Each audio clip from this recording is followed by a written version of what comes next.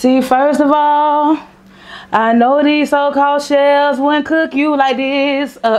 Man, what's up, family? Y'all know what time it is. Boom, boom, Flava P, Flava Island. You already know what time it is. See, I was cooking for myself because I've been on this meal preppable wave. Ain't this what the season always about? So once again, I'm coming with 3 recipes, baby. 3 of them boys. A meal preppable items. Things that are still going to be craveable after you done cook them. That retain their moisture and keep that bona fide what? Flavor, okay? So that's what we doing here. Set the scene, P1000 degrees, okay? I got some roasted garlic, rosemary, wine, brine chicken, okay? We're going to get into this brine after I tell you about this. Then I got that East Atlanta ratatouille, okay? I took that traditional French dish, okay, and drove it through East Atlanta, okay? P, no you haven't. Mary J. Blige in this dancery.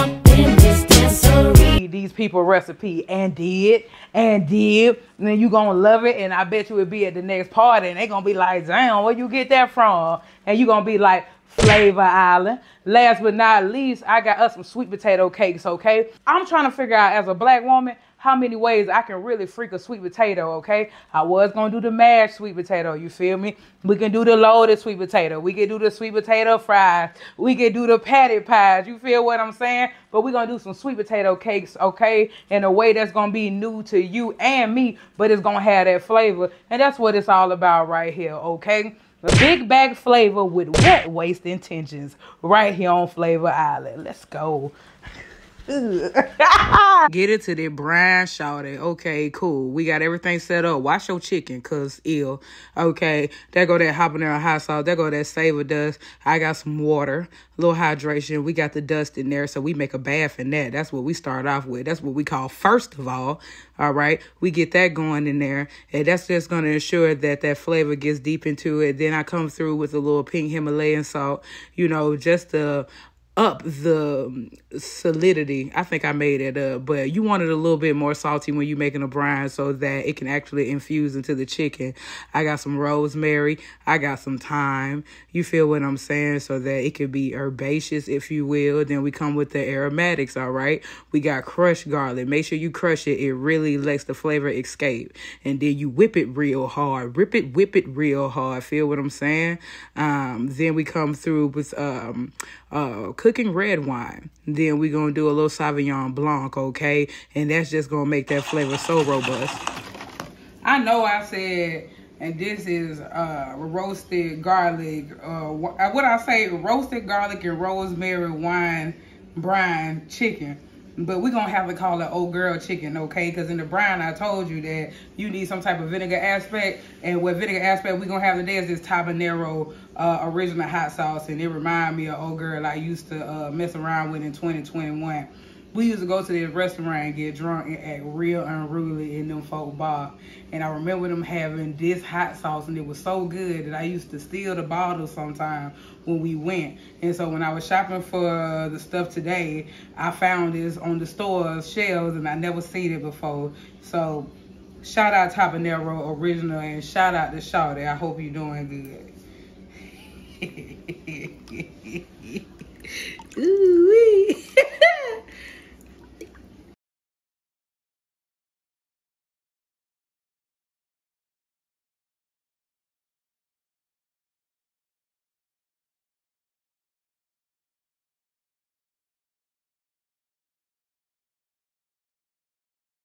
Now, usually we don't do this, but usually I don't do this, but I'm playing. Yes, they do. So what I'm gonna do when I'm making this East Atlanta ratatouille is pay homage and keep it traditional at the first step. That beautiful sauce that goes at the bottom of the stewed vegetables, which make up the ratatouille, comes from a roasted, you know what I'm saying, red pepper reduction sauce that you add with traditionally maybe some Roma tomatoes as well. But we're going to do it East Atlanta style, okay? So like I said, I'm going to char these. I'm going to take the skin off, and then I'm going to stew them down. But instead of some Roma tomatoes, what I'm going to do is do some green tomatoes, because that screams East Atlanta. You feel what I'm saying? And that's going to go to the bottom of our base. So then when we slice our zucchini, when we slice our squash, our red onion, our eggplant, which are indigenous to the traditional ratatouille. That bottom base is just gonna have a flavor that's like wow, wow, wow. You feel what I'm saying? And that's what we're ensuring that we have right now. While we got our chicken in that brine, let me tell you something about that brine, okay, baby? What you learned today is how to keep your meat modified. If you want to be the juiciest at the barbecue, you need that brine, okay? If you want to meal prep and you want to make sure when you heat it up again 2 days from now after you make it, you don't feel like you are being punished. Meal prep could be delectable. Meal prep can be rewarding. Meal prep can be flavorful. And that's what we teach at Flava Island. Go back to get my charon. Clear. I almost forgot to introduce you to them girls, okay? What I will also be roasting to add to our red pepper and tomato sauce that's going to go with our East Atlanta ratatouille is I will be roasting a tomatillo as well. It looked like a green tomato with a skirt, and that's exactly what it is. So that flavor is just a little bit more robust and sassy. This is the tomatillo. It is indigenous to the Spanish creation. So, of course, I'm going to put it on something that's supposed to be Italian. But these flavors pair really well together because in the ratatouille, you're looking for that robust and herbaceous vibe. You know what I'm saying? Where you that rusticness you get from a tomato and things like that, that charred peppers. And then this tomato right here, this tomatillo, it's the thump, like that man said on Drumline. Like this is the heart of the band right here. You put this in anything, stews, salsas. That's how the Mexicans, they be winning with their food. That's why it tastes so good. They rely heavily on this as robust flavors. So flavor does too. You feel me? Ooh, she rapping too. Let me see. So now we got these charred tomatillos, we got these charred bell peppers. And so what we gonna do now, I'm gonna put them in a pot and I'm gonna let them stew down, you feel me? So all their robust flavor really comes together and get married. It's just like that. So boom, I got some green tomatoes that I'm adding into the pot too. And that's gonna go with those charred red and green bell peppers and those tomatillos. I'm gonna let them cook down. This wasn't hot at all, I swear. You feel me? I'm putting the juice in there as well, okay? So when it cooks down, I mean, that makes sure that all of the peppers and all the components really have the liquid to really stew down and get really, really smooth. So when we blend this up, it's going to be magic. Put a couple onions in there. I put some fresh basil in there. You know I put that dust in there. Stop playing. You feel what I'm saying? That knife was a little dull, so all you culinary geniuses, kiss it. You feel me? So we're going to put that in there, and look, it's going to start. And just a piece of sugar to balance out the rustique. Anyway, like I said, we coming through with a shallot, okay? Shout out to Chef Gordon Ramsay. You feel what I'm saying? So the aromatics of the garlic and the shallots do really good. Add a little bit more wine. I mean, because that's all I had left. Man, we hadn't even put the best ingredient, the most fortified ingredient in here yet. And we built so many flavors. It's so many aromas going through my grandmama's house right now. Pow, pow, pow, pow, pow. I'm talking about there is a flavor component from every ancestor that has poured into me, okay? And we coming through with the bang bang right now.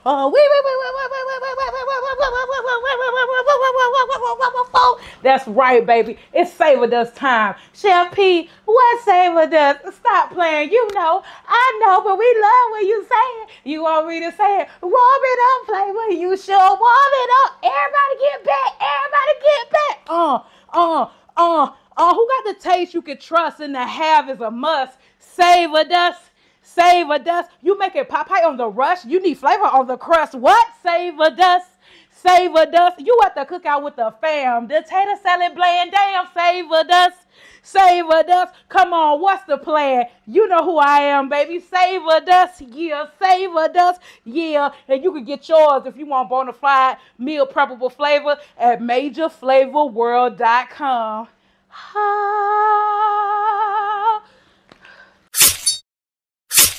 On this episode of Chop It Up, I'm going to teach you how not to create a folded plate. You feel what I'm saying?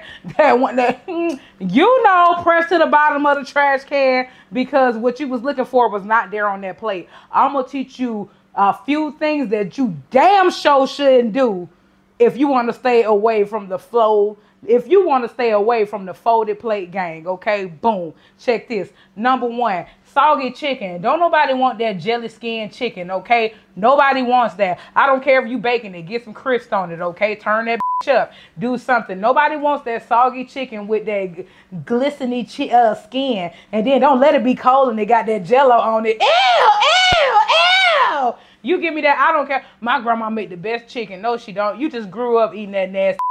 Don't give me no jelly chicken. I'm not with it. Not jello chicken. I'm not with it. I'm not with it. Don't give me no soggy skin. If that skin over there looking like Miss Nettle by the face, I'm not eating the shit, okay? So that's one. Two, canned greens. If you hate me, just say that. Them motherfuckers nasty as hell. And how hard is it to stew down some greens? My grandma been making me greens 33 years. I'm not going to take it as it's the thought that counts because you thought wrong. That's wild. Then them nasty canned greens got the nerve to have a twang to it. Ew. Fold it. Three. If your macaroni and cheese look like that scrub sponge from Bath and Body Works when you cut into it on the inside, don't make the macaroni. Don't sign up to make the macaroni. Don't waste your money on the macaroni. Dairy is too expensive to evaporate it, okay? Being the macaroni maker is in you, not on you. So stop playing games. Stop like ruining cow product. Whatever you doing, like stop, okay? If you can't reach that perfect creaminess, that it ain't too wet, like you know we don't like, but at the same time, it ain't too dry. That is like you use government cheese, someone's here. And then that's how you know you won, okay? So, like, stop with the dry macaroni and cheese. That's a foldable plate. Because everybody look forward to the macaroni and cheese, and you ruined it? You soiled it? Wow. Soiled it! Soiled it! Soiled it! All right, look at us. Okay, so look at that sauce. You feel me? How it's blended down. Okay, and so we making it real smooth. Then we're going to layer at the bottom of the pan. Okay, give us a solid foundation. That's what we're looking for. Then we're going to lay that beautiful array of squash, tomatoes, eggplant, and onions. Make it nice and uniform and switch it up so you can have you a nice little display. You know, we got some more of that sauce. It don't traditionally go on top, but again, that's not what we here for. So we laying that on top right there. So we're going to have that bona fide flavor. So when those peppers and onions and zucchinis and things, they stew down, man, okay, this is going to be so good, okay? And then it's almost time for the bang after that. Then we come back through with that ricotta. Y'all, matter of fact, you know, freak it up. We could have just put it straight in there, but we're gonna put some thyme and some savor dust in there just to make sure, ooh, yeah, straight like that flavor. Put a little bit of that sauce in there too, cause why not? You feel what I'm saying? Like, this much flavor going into a vegetable dish is unheard of. But you see it right here on Flava Island, okay? A scoop. A scoop. A scoop. Yeah, that's what we looking for. Number 4 on how to not make a foldable plate, okay? Gray steak is a crime. Don't sell me no gray steak. You feel what I'm saying? Don't cook me no gray steak, especially if I bought it. I understand with steak, you got to get a nice sear. You feel me? It ain't no way around it. Feel me? You feel me, son? I can understand finishing it off in the oven so you can encase that flavor and then you let it rest and make it juicy. But if you bake my steak, I'm going to beat your ass. Don't give me no gray steak, okay? And those, ladies and gentlemen, are 4 steps how not to make a foldable plate, okay? If you want to go out your way and cook for your loved ones, make sure it ain't going to be some shit they going to want to throw up, okay? It ain't the thought that counts because the food costs.